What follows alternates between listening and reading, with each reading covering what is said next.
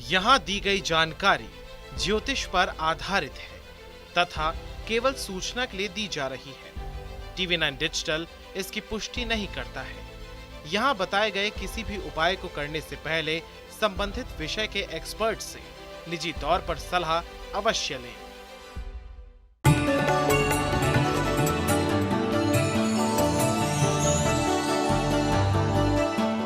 नमस्कार, astro science में आपका बहुत बहुत स्वागत है। मैं हूं आपके साथ कीर्ति अरोड़ा और मेरे साथ हैं एस्ट्रो साइंटिस्ट गुरुदेव जी वशिष्ठ जी। सर, आपका बहुत बहुत स्वागत है। माता रानी खुशियां दे, सदा सुखी रखे। पूजा पाठ का हिंदू शास्त्र में विशेष महत्व है। गुरुदेव भी अपने उपायों में भगवान की पूजा करने की सलाह जरूर देते हैं। पूजा पाठ तो आप करते ही होंगे, लेकिन पूजा के बाद बची हुई पूजा सामग्री का क्या किया जाए, इसके बारे में आज हम चर्चा करेंगे, ताकि बची हुई पूजा सामग्री से आप सुख समृद्धि हासिल कर सके। इसके साथ साथ राशि के पूरे दिन का हाल भी हम गुरुदेव से जानेंगे। लेकिन गुरुदेव, सबसे पहले जानेंगे कि पूजा में कुमकुम का प्रयोग किया जाता है, तो कुमकुम का प्रयोग क्यों होता है और पूजा के बाद बचे हुए कुमकुम का क्या किया जाए? कुमकुम, सिंदूर, बेटा मैंने पहले भी बताया था कि पुराने समय के अंदर जो भी राजे महाराजे हुआ करते थे, वो उनके जो बहुत कीमती हथियार, बहुत मजबूत हथियार हुआ करते थे, वो सिंदूर के अंदर दबा के रखते थे। कारण, इस धरती पर सिंदूर एक ऐसी वस्तु है, इसका ढेर जहाँ पर भी लगा दो, वहाँ पर कभी भी कोई भी हार्मफुल जर्म्स नहीं आते, वहाँ पर जंग नहीं लगता, वहाँ का वातावरण लगभग शुद्ध रहता है और वहाँ कीड़े मकोड़े या राहु की एनर्जी वहाँ पर बिल्कुल नहीं होती। यही कारण है कि सुहागनों को सिंदूर और परमात्मा को कुमकुम यानी कि सिंदूर का तिलक बहुत प्रिय है और ये लगाया जाता है ताकि शुद्धता आसपास में बनी रहे। तो इसका प्रयोग करना ये अपने आप में बहुत ही पवित्र माना जाता है। और लेकिन अब हमारे माथे पर लग गया, माथे पे लग गया तो अब उसका हम उतारा कैसे करें, विसर्जन कैसे करें, क्योंकि हर वक्त नहीं लगा के रखा जाता। ठीक है, तो ऐसी अवस्था के अंदर सही मायने में कोई भी पेड़ का पत्ता वगैरह लेकर के आपको अपने माथे से आप कुमकुम को साफ कर सकते हैं और किसी बड़े पेड़ के नीचे आप उसे छोड़ सकते हैं। नहीं तो आप घर की क्यारियों के अंदर भी उसको डाल सकते हैं। कारण ये कि पहले नदी नाले आम मिल जाया करते थे, लोग रहते ही जहाँ बहता पानी होता था वहाँ थे। ठीक है, लेकिन अब वो व्यवस्था नहीं है और दूर दूर तक बहते हुए पानी नहीं है, तो बेटा कहीं ना कहीं तो उतारना है। ठीक है, और मंदिर भी ऐसी कोई जगह नहीं है कि किसी भी चीज़ को जिसको बाद में इस्तेमाल नहीं हमने करना तो उसको वहाँ छोड़ दिया जाए। तो सबसे उत्तम, इस धरती पे जो भी चीज़ है बेटा वो एक ना एक दिन मिट्टी में मिलती है, तो मिट्टी पवित्र मानी जाती है। ठीक है, तो इसीलिए आप भी किसी भी पेड़ का कोई पत्ता वगैरह लेके कुमकुम को माथे से उतार के आप क्यारियों में छोड़ सकते हैं। उसकी भी खाद बननी है और वहाँ पर भी अगर कोई हार्मफुल जर्म्स है तो वो भी खत्म होंगे, यानी कि प्रकृति भी शुद्ध होगी और आपका मन का बोझ भी हल्का होगा। पर गुरुदेव, अमूमन लोग देखते हैं कि कुमकुम को हाथ से ऐसे गिरा देते हैं, तो इसका कोई दुष्प्रभाव भी पड़ता है? देख बेटा, परमात्मा को मानने वाले लोग उनके मिले हुए आशीर्वाद को इस तरह से खराब नहीं कर सकते। और अचानक अगर होता भी है तो भक्तों को दुख होता है, मानने वालों को दुख होता है। इसका कोई नुकसान तो नहीं। हाँ, ये बात पक्की है कि वो पाँव में लग कर के अनादर का पात्र बने, ये वाकई में बुरा है। ठीक है, पवित्र चीज़ मानी जाती है। तो फर्श पे ना गिरा करके अगर आप जाकर के क्यारी में, मिट्टी में, अपने घर पे लगे हुए पेड़ पौधों के अंदर अगर उसको डाल देते हो तो वो एक आदर सत्कार ही है।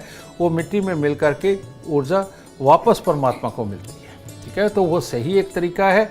अगर वो गिर जाए, पाँव के नीचे आए, तो उसको अशुभ माना जाता है। अपने मन के जो वहम है वही हमें फिर खराब कर देते हैं। जी, तो गुरुदेव, कुमकुम हर भगवान को चढ़ाया जा सकता है या किसी ऐसे भगवान को नहीं चढ़ाया जा सकता? बेटा, ये हमारे यहाँ पर थोड़ा सा एक अलग विषय है। कैसे?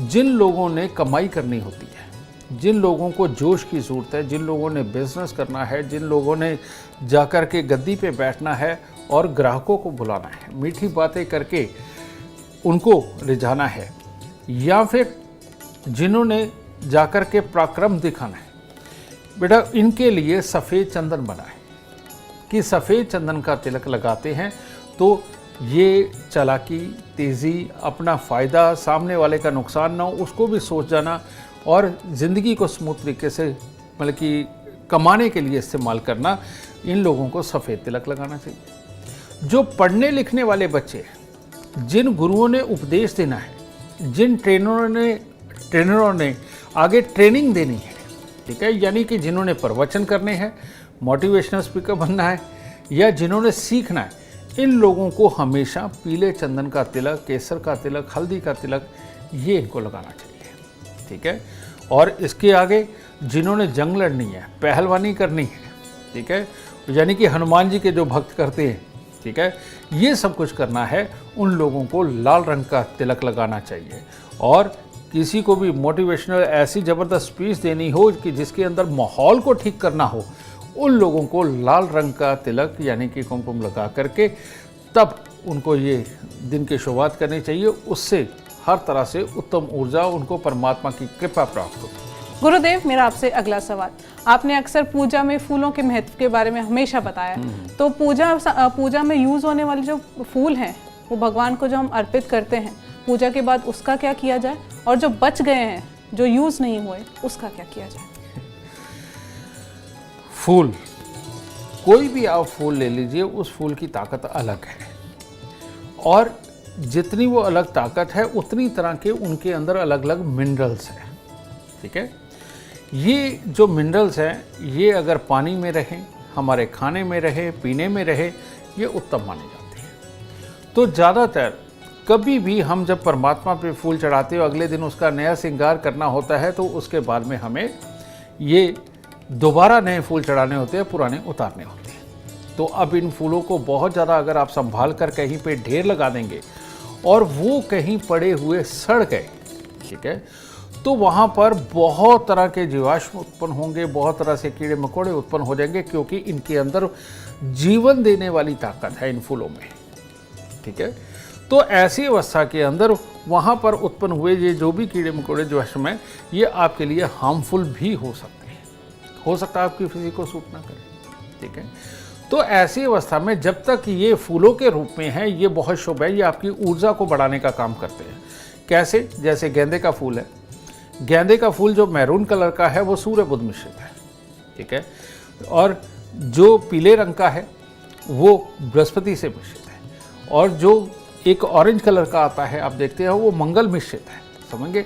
तो हर एक फूल की एक अपनी काबिलियत है और ये सही मायने में अपने माहौल में लाना, अपने परमात्मा के आसपास लाना, उनको चढ़ाना, ये सही मायने में परमात्मा को श्रृंगार के लिए तो काम आता है, लेकिन अपनी ऊर्जाओं को बढ़ाने के लिए भी काम आता है उन ग्रहों से संबंधित। तो इसीलिए ये जब उतरते हैं फूल, सबसे उत्तम तो ये है कि इसको बहते हुए पानी में बहा दीजिए, क्योंकि ये ताज़े ताज़े ही होते हैं, या 2-4 दिन पुराने अगर हों तो इनमें से मिनरल्स निकल करके पानी में मिल जाते हैं, और पानी जहाँ पर भी इस्तेमाल होगा उसमें अगर ये मिनरल्स होंगे तो वो शुभ है।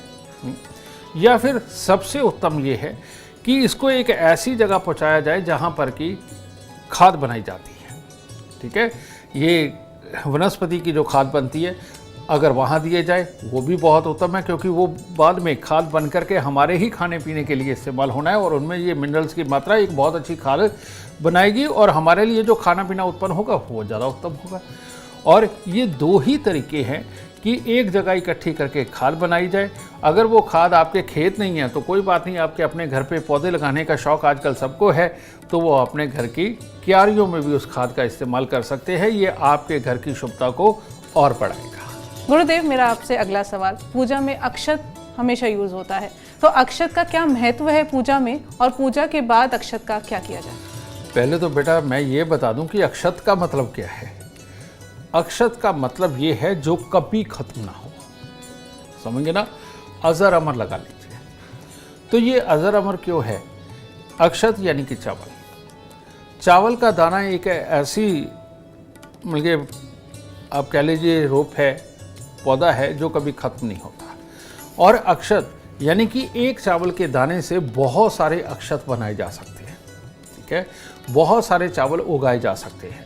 और अगर ये कहीं हमारे माथे पर लगा हुआ भी आप देखेंगे जब भी हम रौली का सिंदूर का तिलक लगाते हैं, साथ में ऊपर ये अक्षत यानी कि चावल लगाते हैं। इसका मतलब यही है कि आदमी चलता फिरता हुआ जहाँ भी जा रहा है, अगर मिट्टी के अंदर ये गिर भी गया और उसके ऊपर एक बरसात पड़ गई तो ये वापस पौधा बन के निकल आता है और फिर दुनिया को ये चावल देने का काम करता है।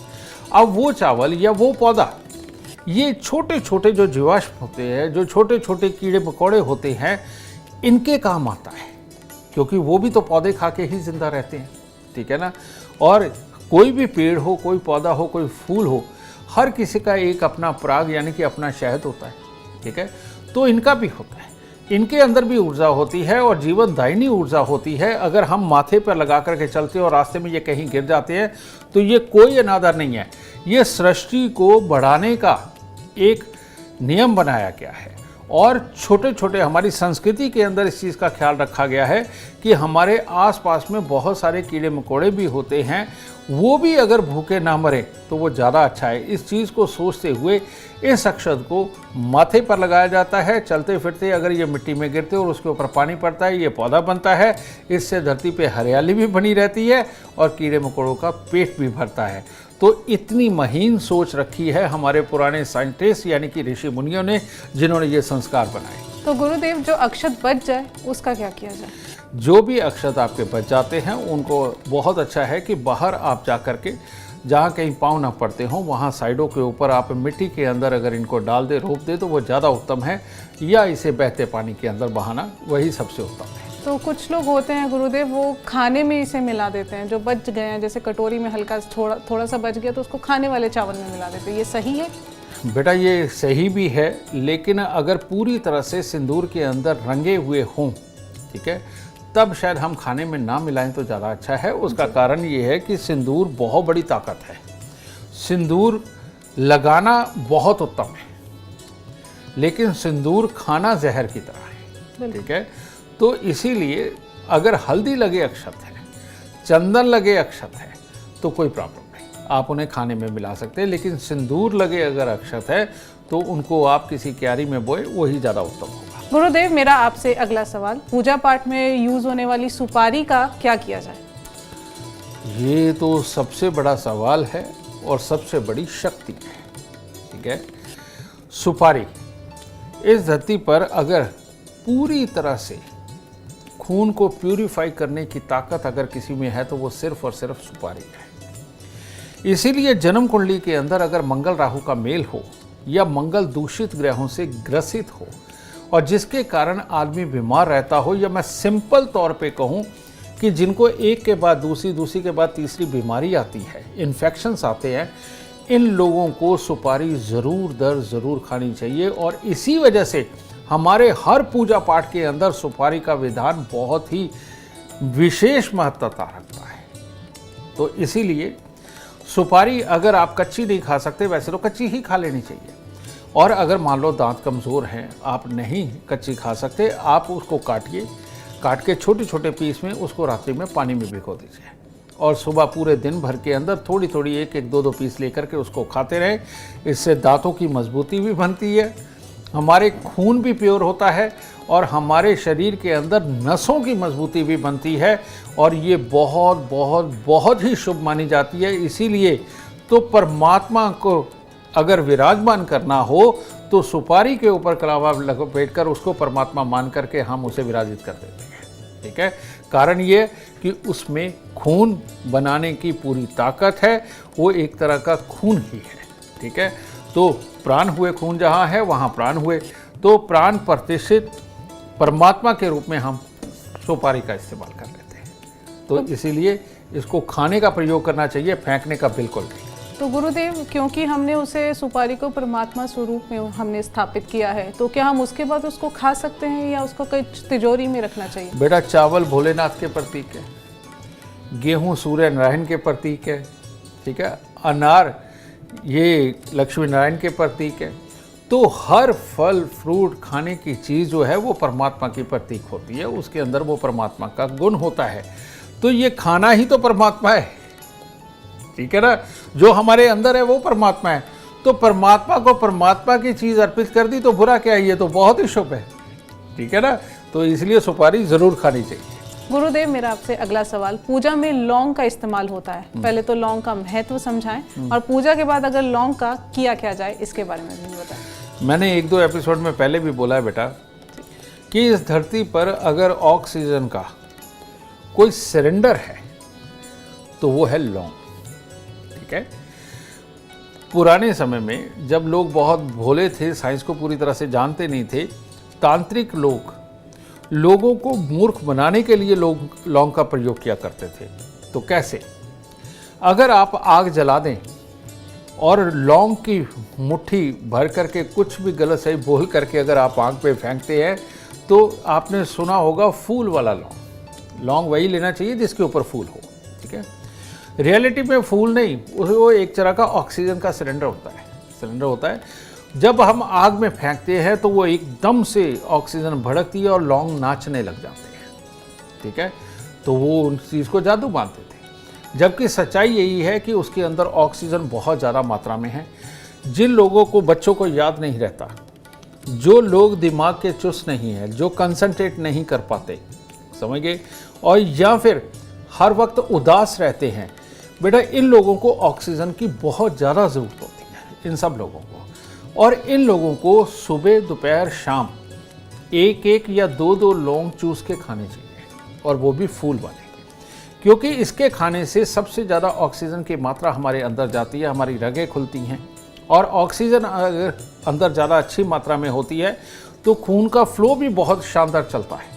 और अगर ये चलता है तो नसों के अंदर रुकावट नहीं आती, और नसों में अगर रुकावट नहीं होगी तो आपका शरीर भी स्वस्थ रहेगा, दिमाग भी स्वस्थ रहेगा।